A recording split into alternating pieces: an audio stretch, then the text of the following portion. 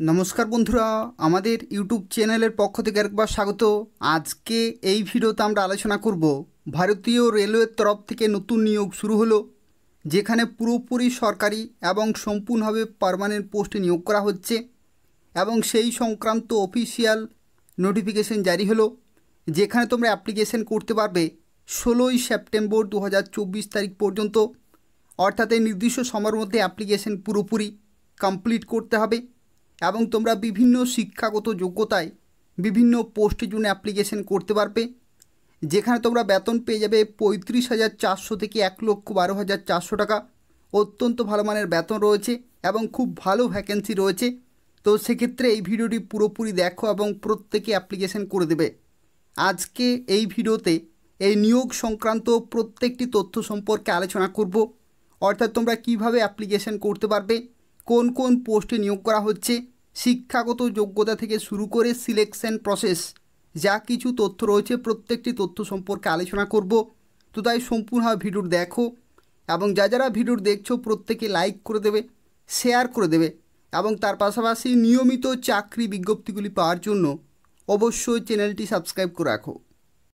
তো দেখো, ভারতীয় রেলওয়ের তরফ থেকে নতুন নিয়োগ শুরু হলো এবং সেই সংক্রান্ত অফিসিয়াল নোটিফিকেশন জারি হয়েছে, যেখানে government of India ministry of railway recruitment বোর্ডের তরফ থেকে নতুন বিজ্ঞপ্তি জারি হলো, যেখানে বলা হচ্ছে সেন্ট্রালাইজড এমপ্লয়মেন্ট নোটিফিকেশন 04/2024। তো দেখো, এই যে বিজ্ঞপ্তি প্রকাশিত হয়েছে, এখানে তোমাদের জানিয়ে রাখি, এটা হচ্ছে প্যারামেডিক্যাল যে নোটিফিকেশন সেটা কিন্তু অবশেষে জারি হলো। অর্থাৎ প্যারামেডিক্যাল ক্যাটাগরিতে নিয়োগ করা হচ্ছে বিভিন্ন পোস্টে এবং এখানে যারা অ্যাপ্লিকেশন করবে 17ই আগস্ট 2024 তারিখ থেকে অ্যাপ্লিকেশন শুরু হচ্ছে এবং 16ই সেপ্টেম্বর 2024 তারিখ পর্যন্ত তোমরা অ্যাপ্লিকেশন করতে পারবে। অর্থাৎ পুরোপুরি এক মাস ধরে অ্যাপ্লিকেশন চলবে এবং অ্যাপ্লিকেশন করার সময় যদি কোনো জায়গায় ভুল হয়ে থাকে তাহলে তোমরা কারেকশন করতে পারবে 17ই সেপ্টেম্বর থেকে 26শে সেপ্টেম্বর পর্যন্ত। তো সেক্ষেত্রে যারা অ্যাপ্লিকেশন করতে চাইছো এদের অফিসিয়াল ওয়েবসাইটে নির্দিষ্ট সময়ের মধ্যে অ্যাপ্লিকেশন ফর্মটি ফিল আপ করে সাবমিট করতে হবে। এবং দেখো, এখানে যে সমস্ত পোস্টে নিয়োগ করা হচ্ছে প্রত্যেকটি হচ্ছে পুরোপুরি পার্মানেন্ট এবং সম্পূর্ণভাবে সরকারি চাকরি রয়েছে। এবং দেখো, এখানে বিভিন্ন ধরনের কিন্তু পোস্ট রয়েছে, টোটাল 20 ধরনের কিন্তু পোস্ট রয়েছে এবং 20 ধরনের পোস্টের ক্ষেত্রে দেখো বেতনের মান থেকে শুরু করে শিক্ষাগত যোগ্যতা, বয়সের লিমিট এবং ভ্যাকেন্সি প্রত্যেকটি কিন্তু আলাদা রয়েছে। দেখো, এখানে প্রথম পোস্ট হচ্ছে ডায়েটিশিয়ান লেভেল 7-এর কিন্তু তোমরা বেতন পাবে 44,900। অত্যন্ত ভালো মানের বেতন, 18 থেকে 36 বছর বয়স এবং ভ্যাকেন্সি তোমরা কিন্তু দেখতে পাচ্ছ। নার্সিং সুপারিনটেনডেন্ট লেভেল 7-এর বেতন পাবে, 20 থেকে 43 বছর পর্যন্ত অ্যাপ্লিকেশন করতে পারবে, 713টি ভ্যাকেন্সি রয়েছে। অডিওলজিস্ট অ্যান্ড স্পিচ থেরাপিস্ট এখানে লেভেল 6-এর বেতন পাবে, 21 থেকে 33 বছর পর্যন্ত এবং এখানে ভ্যাকেন্সিগুলো দেখতে পাচ্ছ রয়েছে। Clinical psychologist, dental hygienist, dialysis technician, health and malaria inspector, laboratory superintendent এবং তারপরে দেখো এখানে perfusionist, physiotherapist, occupational therapist, cath laboratory technician রয়েছে, ফার্মাসিস্ট এন্ট্রি গ্রেড, এগুলো বিভিন্ন পোস্ট রয়েছে। এবং এছাড়াও দেখো radiographer, speech therapist, cardiac technician, optometrist, ECG technician, laboratory assistant grade 2 এবং ফিল্ড ওয়ার্কার। দেখো, এখানে লেভেল 2 থেকে শুরু করে বেতন কিন্তু শুরু হচ্ছে মিনিমাম এবং ম্যাক্সিমাম লেভেল 7 পর্যন্ত এখানে কিন্তু রয়েছে এবং বিভিন্ন পোস্টের ক্ষেত্রে বয়সের লিমিট কিন্তু বিভিন্ন রয়েছে। এবং দেখো, বয়সের লিমিটের ক্ষেত্রে 1 জানুয়ারি 2025 ডেট অনুযায়ী কিন্তু ক্যালকুলেট করা হবে। অর্থাৎ এই নির্দিষ্ট ডেটে মিনিমাম এবং ম্যাক্সিমাম বয়সের মধ্যে থাকতে হবে, তাহলে তোমরা এখানে অ্যাপ্লিকেশন করতে পারবে। যেখানে দেখো টোটাল যে ভ্যাকেন্সি সেটি হচ্ছে 1376টি।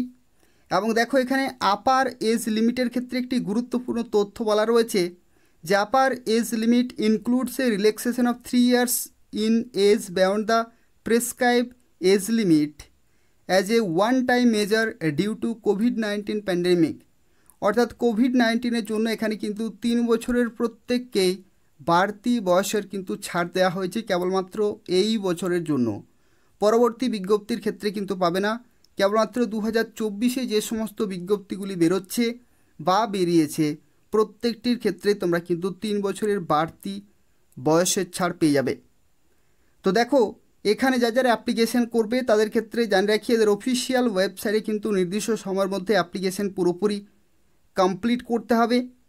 এবং এখানে একটি গুরুত্বপূর্ণ তথ্য তোমাদের জানিয়ে রাখি, দেখো বয়সের লিমিটের ক্ষেত্রে তোমরা কিন্তু দেখো এখানে কিন্তু ছাড় পেয়ে যাবে। যদি তুমি ওবিসি হয়ে থাকো, SC ST PWD ex serviceman প্রত্যেকেই সরকারিভাবে বয়সের ছাড় পেয়ে যাবে। এবং তাছাড়াও কোভিড-19-এর কারণে বাড়তি 3 বছরের বয়সের ছাড় কিন্তু তোমরা পেয়ে যাবে। এসসি এসটিদের ক্ষেত্রে 5 বছরের ছাড়, ওবিসিদের ক্ষেত্রে 3 বছর, এক্স সার্ভিসম্যান দেখো বিভিন্ন ক্যাটাগরি ওয়াইজ কিন্তু বয়সের ছাড়গুলো রয়েছে। পিডাব্লিউডি জেনারেল ইডাব্লিউএস 10 বছর, পিডাব্লিউডি ওবিসি 13 বছর এবং পিডাব্লিউডি এসসি এসটি 15 বছরের ছাড় কিন্তু রয়েছে। এবং এছাড়াও দেখো আরও বিভিন্ন কিন্তু রয়েছে, যেমন female candidate who are widow, divorce অথবা জুডিশিয়ালি সেপারেটেড তাদের ক্ষেত্রেও কিন্তু বয়সের ছাড়গুলো রয়েছে। তো সেক্ষেত্রে তোমরা কোন ক্যাটাগরিতে অ্যাপ্লিকেশন করবে সেই ক্যাটাগরি ওয়াইজ তোমরা কিন্তু বয়সের ছাড় পেয়ে যাবে। এবং দেখো এখানে অ্যাপ্লিকেশন ফি এর ক্ষেত্রে তোমাদের জানিয়ে রাখি, অ্যাপ্লিকেশন ফি এর ক্ষেত্রে ছেলেদের ক্ষেত্রে দেখো প্রথমেরটি হচ্ছে ছেলেদের ক্ষেত্রে, অর্থাৎ মেল ক্যাটাগরিতে যদি তুমি জেনারেল অথবা যদি তুমি ওবিসি হয়ে থাকো তাহলে তোমাদের 500 টাকা কিন্তু পেমেন্ট করতে হবে। আর বাকি ক্যাটাগরির ক্ষেত্রে 250 টাকা। বাকি ক্যাটাগরি অর্থাৎ যে কোনো ক্যাটাগরির মেয়েদের ক্ষেত্রে, অথবা যদি তুমি SC ST ex serviceman PWD অথবা ট্রান্সজেন্ডার ক্যাটাগরি হয়ে থাকো, অথবা ইবিসি অর্থাৎ ইকোনমিক্যালি ব্যাকওয়ার্ড ক্লাসের হয়ে থাকো, তাহলে কিন্তু 250 টাকা পেমেন্ট করতে হবে ইনিশিয়ালি। এবং দেখো এখানে সিবিটি 1 পরীক্ষা হয়ে যাওয়ার পরে প্রথম ক্যাটাগরির ক্ষেত্রে 400 টাকা রিফান্ড পেয়ে যাবে, আর দ্বিতীয় ক্যাটাগরির ক্ষেত্রে 250 টাকা তোমরা কিন্তু রিফান্ড পেয়ে যাবে সিবিটি 1 পরীক্ষা হয়ে যাওয়ার পরে। তো দেখো এখানে সিলেকশন প্রসেসের মধ্যে তোমাদের জানিয়ে রাখি কিভাবে তোমাদের এখানে নিয়োগ করা হচ্ছে। তো সিলেকশন প্রসেসের মধ্যে দেখো এখানে বলা হয়েছে দেয়ার সেল বি আ সিবিটি অর্থাৎ কম্পিউটার বেসড টেস্ট কিন্তু হবে প্রথমেই, সিবিটি পরীক্ষা হবে। এবং সিবিটি পরীক্ষা হয়ে যাওয়ার পরে দেখো এখানে বলা হচ্ছে ফলোড বাই ডকুমেন্ট ভেরিফিকেশান, অর্থাৎ সিবিটি পরীক্ষা হয়ে যাওয়ার পরে তোমাদের কিন্তু সরাসরি ডকুমেন্ট ভেরিফিকেশান হবে।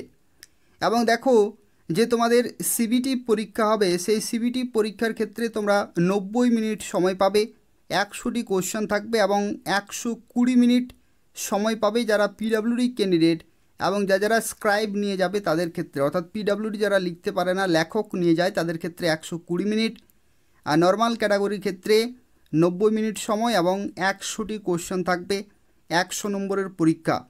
দেখো এখানে কোন কোন সাবজেক্ট রয়েছে, যেখানে প্রফেশনাল এবিলিটি 70টি কোশ্চেন 70 নম্বর, জেনারেল অ্যাওয়ারনেস 10টি কোশ্চেন 10 নম্বর, জেনারেল এরিথমেটিক, জেনারেল ইন্টেলিজেন্স এবং রিজনিং যেখানে 10টি কোশ্চেন 10 নম্বর, এবং জেনারেল সায়েন্স থেকে রয়েছে 10টি কোশ্চেন 10 নম্বর, অর্থাৎ টোটাল 100টি কোশ্চেন 100 নম্বরের পরীক্ষা।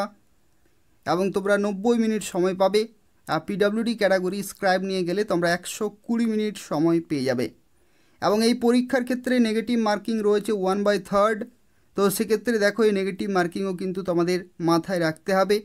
এবং এই পরীক্ষাতে যারা শর্টলিস্টেড হবে, দেখো এখানে বলা হচ্ছে short listing of candidates for document verification and empanelment, অর্থাৎ এখানে তোমাদের সরাসরি ডকুমেন্ট ভেরিফিকেশান হবে তারপরে তোমাদের কিন্তু মেরিট লিস্ট প্রকাশিত হবে এবং সেই লিস্টে যাদের নাম থাকবে তারা সরাসরি জয়েনিং নিতে পারবে। তো দেখো তোমরা অ্যাপ্লিকেশন কিভাবে করতে পারবে। তো অ্যাপ্লিকেশন করতে হলে প্রথমেই এদের অফিসিয়াল ওয়েবসাইটে যেতে হবে, যেখানে 17 তারিখ থেকে কিন্তু অ্যাপ্লিকেশন শুরু হচ্ছে। 17ই আগস্ট 2024 তারিখ থেকে অ্যাপ্লিকেশন শুরু হচ্ছে এবং এই অ্যাপ্লিকেশন চলতে থাকবে 16ই সেপ্টেম্বর 2024 তারিখ পর্যন্ত, অর্থাৎ পুরোপুরি 1 মাস ধরে অ্যাপ্লিকেশন চলবে। নির্দিষ্ট সময়ের মধ্যে অ্যাপ্লিকেশন করতে হবে এবং এই ভিডিওর ডেসক্রিপশন বক্সে লিঙ্ক রয়েছে, সেখান থেকে তোমরা সরাসরি অ্যাপ্লিকেশন করতে পারবে অনলাইনে।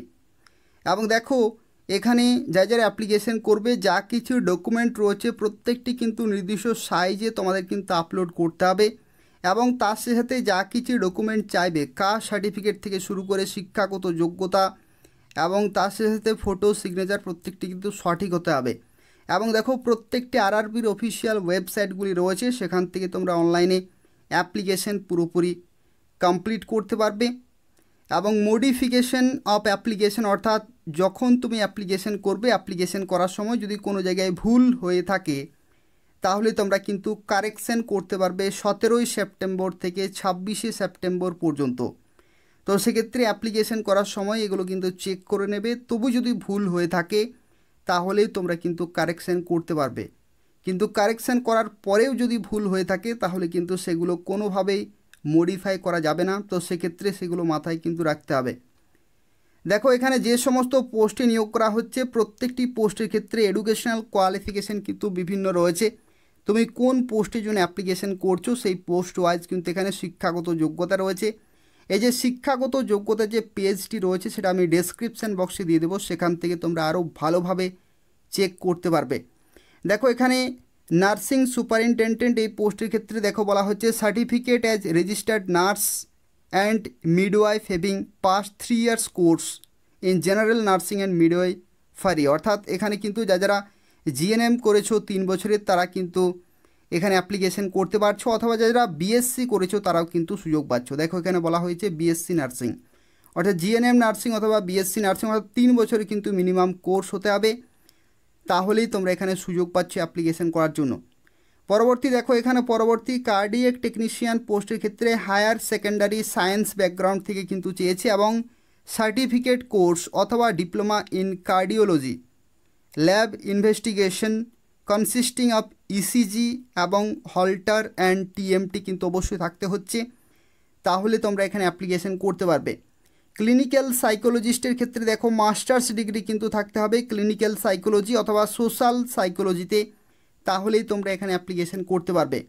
ইসিজি টেকনিশিয়ানের ক্ষেত্রে দেখো এখানে 12 পাস অথবা গ্র্যাজুয়েশন ইন সায়েন্সে এবং সার্টিফিকেট অথবা ডিপ্লোমা অথবা ডিগ্রি ইন ইসিজি ল্যাবরেটরি টেকনোলজিতে, অথবা কার্ডিওলজি টেকনিশিয়ান অথবা কার্ডিওলজি টেকনিক্স যে কোনো একটিতে যদি তুমি এখানে সার্টিফিকেট ডিপ্লোমা অথবা ডিগ্রি কোর্স করে থাকো তাহলে এখানে অ্যাপ্লিকেশন করতে পারছো। ফিল্ড ওয়ার্কার এই পোস্টের ক্ষেত্রে দেখো তোমরা ম্যাক্সিমাম অ্যাপ্লিকেশন করতে পারবে, তার কারণ হচ্ছে এখানে উচ্চ মাধ্যমিক পাস চেয়েছে সায়েন্স উইথ বায়োলজি অথবা কেমিস্ট্রি। ঠিক আছে, উচ্চ মাধ্যমিক পাস সায়েন্সে উইথ বায়োলজি অথবা কেমিস্ট্রি অবশ্যই সাবজেক্ট কিন্তু থাকতে হবে, তাহলে তোমরা এখানে অ্যাপ্লিকেশন করতে পারবে। Health and malaria inspector grade 3 এই পোস্টের ক্ষেত্রে দেখো BSc having studied chemistry as main অথবা optional subject in any branch of chemistry while undertaking the course. অর্থাৎ দেখো এখানে বলা হচ্ছে বিএসসি এখানে কিন্তু থাকতে হচ্ছে কেমিস্ট্রি মেন সাবজেক্ট অথবা অপশনাল যদি থাকে। ঠিক আছে, কেমিস্ট্রি সাবজেক্ট যদি থাকে তোমাদের বিএসসিতে যে কোনো এখানে বলা হয়েছে in any branch of chemistry, অর্থাৎ কেমিস্ট্রির যে কোর্স রয়েছে সেই কোর্সে যে কোনো সময় যদি তোমাদের কেমিস্ট্রি মানে বিএসসি যে ডিগ্রি কোর্স রয়েছে সেখানে তোমাদের যদি কেমিস্ট্রি সাবজেক্ট থাকে যে কোনো সময় মেন অথবা অপশনাল, তাহলে তোমরা কিন্তু সুযোগ পাচ্ছ অ্যাপ্লিকেশন করার জন্য। আর দেখো এখানে পরবর্তী যে পোস্ট রয়েছে যেখানে বলা হচ্ছে ল্যাবরেটরি অ্যাসিস্ট্যান্ট গ্রেড 2 এই পোস্টের ক্ষেত্রে দেখো বিভিন্ন শিক্ষাগত যোগ্যতা এখানে কিন্তু বলা হয়েছে। এখানে তোমাদের জানিয়ে রাখি দেখো এখানে উচ্চ মাধ্যমিক পাস কিন্তু সায়েন্স ব্যাকগ্রাউন্ড থেকে এবং তার সাথে যদি তুমি ডিএমএলটি কোর্স করে থাকো, ডিএমএলটি অর্থাৎ diploma in medical laboratory technology যদি মিনিমাম থাকে ডিএমএলটি তাহলেই তোমরা সুযোগ পাচ্ছ, অথবা যদি তুমি বিএমএলটি করে থাকো বা যদি তোমার হায়ার কোয়ালিফিকেশান থাকে তবু কিন্তু তোমরা এখানে অ্যাপ্লিকেশন করতে পারবে। পরবর্তী দেখো পারফিউশনিস্ট এই পোস্টের ক্ষেত্রে বলা হচ্ছে BSc with diploma in perfusion technology, এটা যদি না থাকে তাহলে বিএসসি এবং 3 ইয়ার্সের অভিজ্ঞতা এখানে কিন্তু cardio pulmonary pump technician in reputed recognise hospital থেকে যদি তোমাদের থাকে 3 বছরের অভিজ্ঞতা তবু এখানে অ্যাপ্লিকেশন করতে পারবে।